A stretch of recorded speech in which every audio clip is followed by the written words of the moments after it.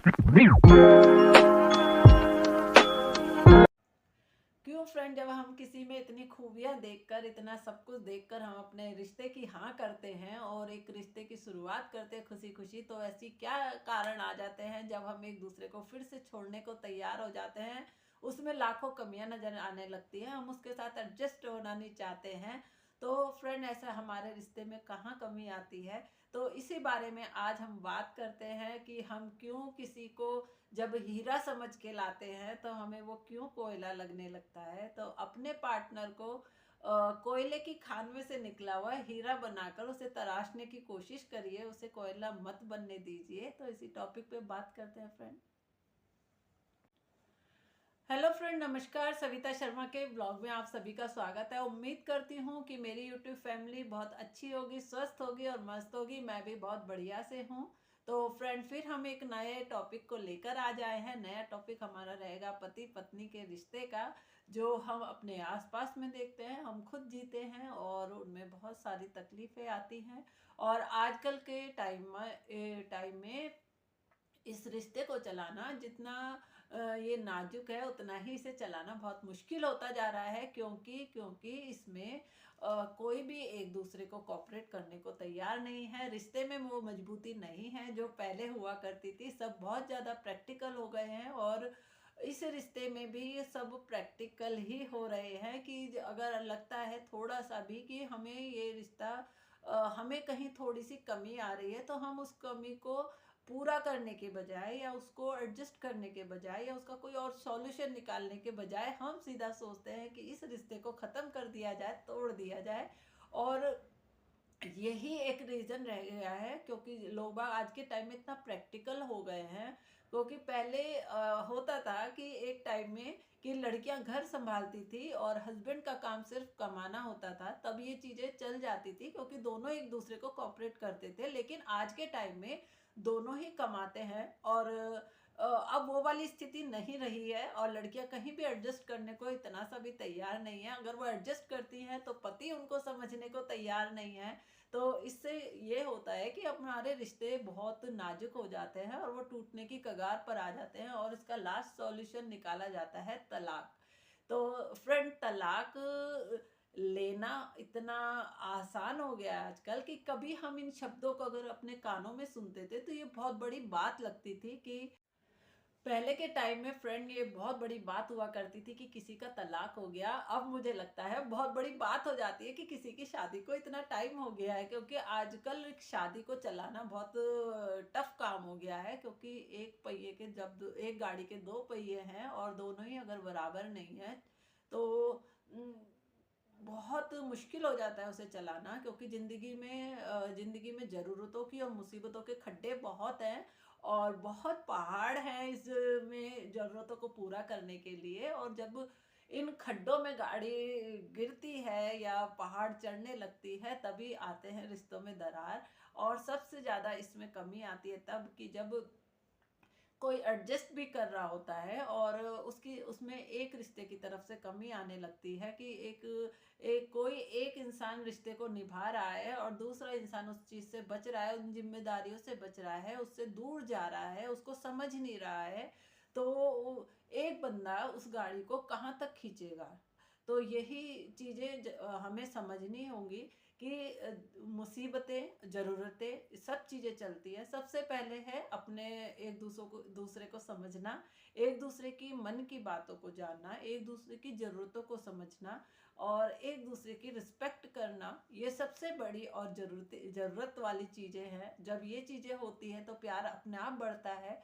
लेकिन अगर आप प्रैक्टिकल होकर एक रिश्ते को आप बहुत प्रैक्टिकली जी रहे हैं कि ये चीज़ हो रही है तो ठीक है, नहीं तो इसका ऑप्शन तलाक है, अलग होना है। जब आप मन में ये चीज़ें लेके चल रहे हैं तो इस चीज़ को, रिश्ते को निभाना आपके लिए उतना मुश्किल हो जाएगा।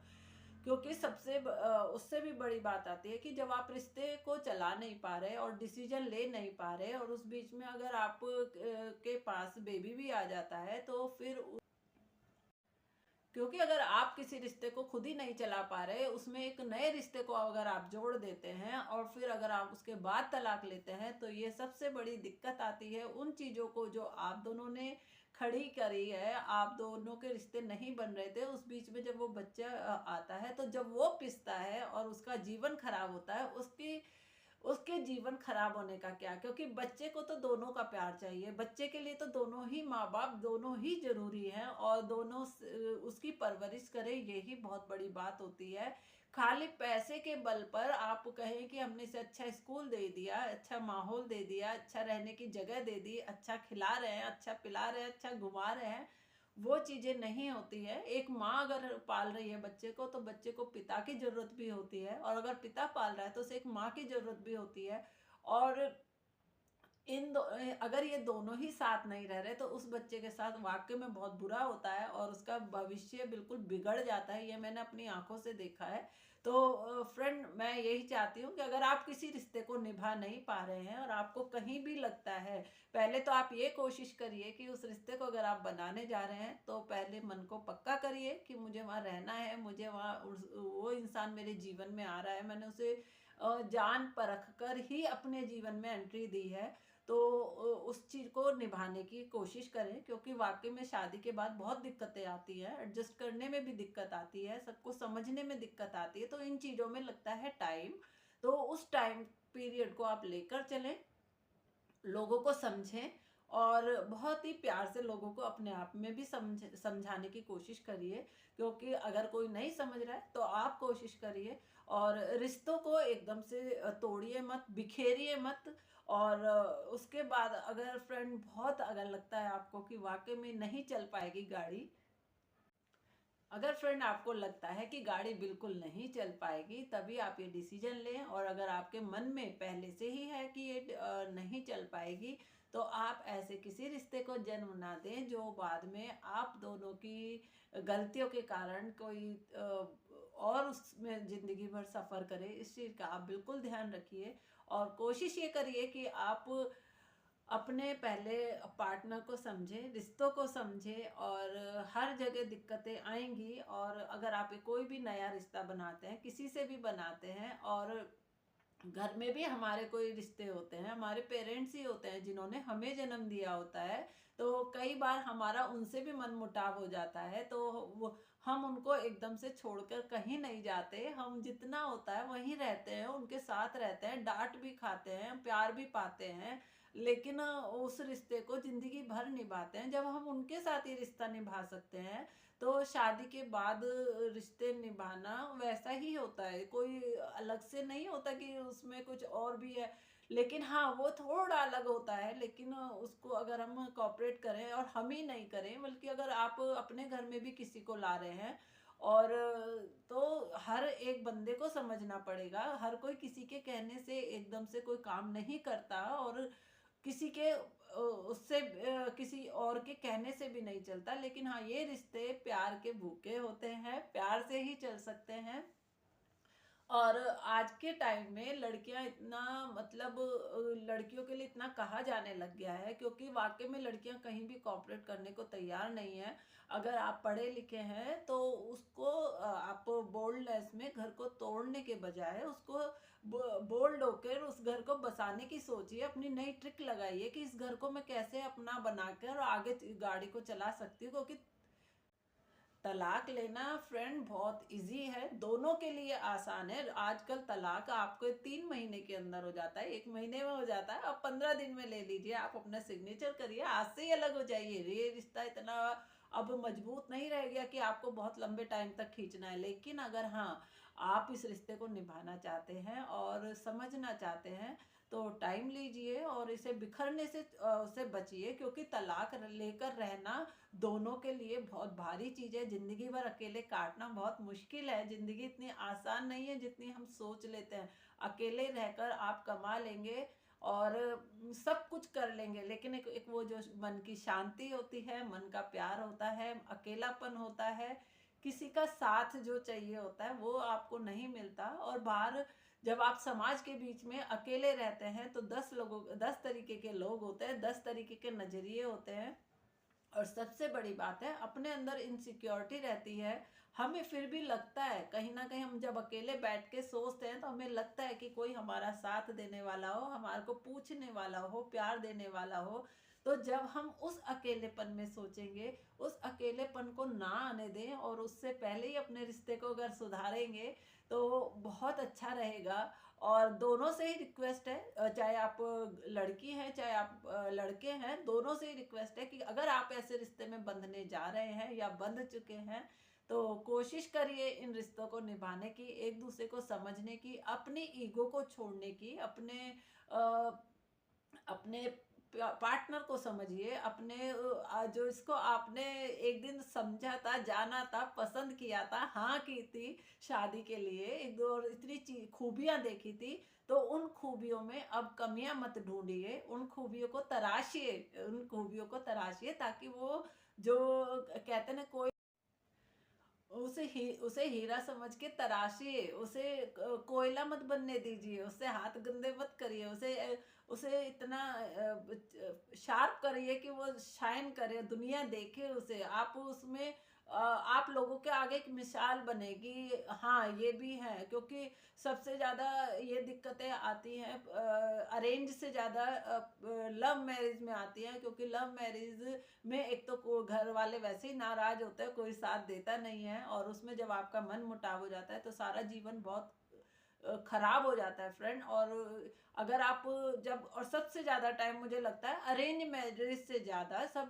लव मैरिज के टाइम में अपना साथ ज्यादा निभाते हैं, एक दूसरे को ज्यादा अच्छे से समझ पाते हैं, ज्यादा टाइम देते हैं। तो ये चीजें तब नहीं आनी चाहिए, क्योंकि जीवन आपको भगवान ने बहुत कीमती जीवन दिया है, बहुत प्यारा सा जीवन दिया है, बहुत ही एक रंग बिरंगा जीवन दिया है, उसे बहुत प्यारे तरीके से जीना शुरू करिए, बहुत अच्छे तरीके से जीना शुरू करिए। एक दूसरे की कमियों की बजाय एक दूसरे को बढ़ावा दीजिए, एक दूसरे को अप्रिशिएट कीजिए, एक दूसरे की तारीफ करिए। कमी है तो उन्हें भी बताइए, उन्हें सुधारिए। रिश्ते तोड़ना बहुत आसान है, जोड़ के रखने में मेहनत होती है। तो इस मेहनत को अगर आप करेंगे तो वाकई में मिसाल बन पाएंगे दुनिया के लिए, और एक बेहतरीन जीवन जी पाएंगे, और लंबे समय तक आप जब तक रहेंगे तो एक दूसरे का साथ पाएंगे। क्योंकि जब हम कोई फेसबुक यूट्यूब या कहीं और जगह पे देखते हैं दो बुजुर्ग से पति पत्नी, और उनके ऊपर जब एक पुराना सॉन्ग बड़ा प्यारा सा आता है तो मन को लुभा जाता है। तो मैं उम्मीद करती हूँ मेरी यूट्यूब फैमिली इन चीज़ों को ऐसे ही जिएगी, बहुत बिंदास होके जिएगी, और अपना जीवन ऐसे ही जिएगी, और जो हमारे एक दूसरे के अंदर पार्टनर के अंदर कमी है उन कमियों को सुधारेगी, उन्हें बिगाड़ेगी नहीं।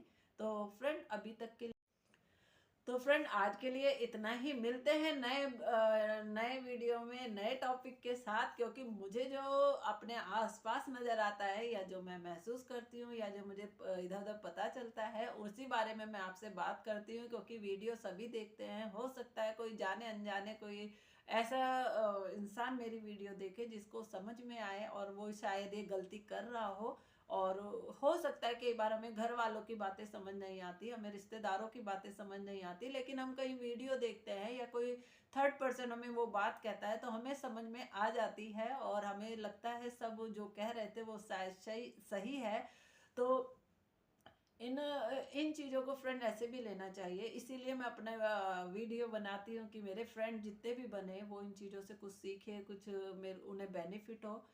हो सकता है मैं कहीं गलत हूँ तो आप कमेंट करके मुझे बता सकते हैं और बात कर सकते हैं इसके बारे में।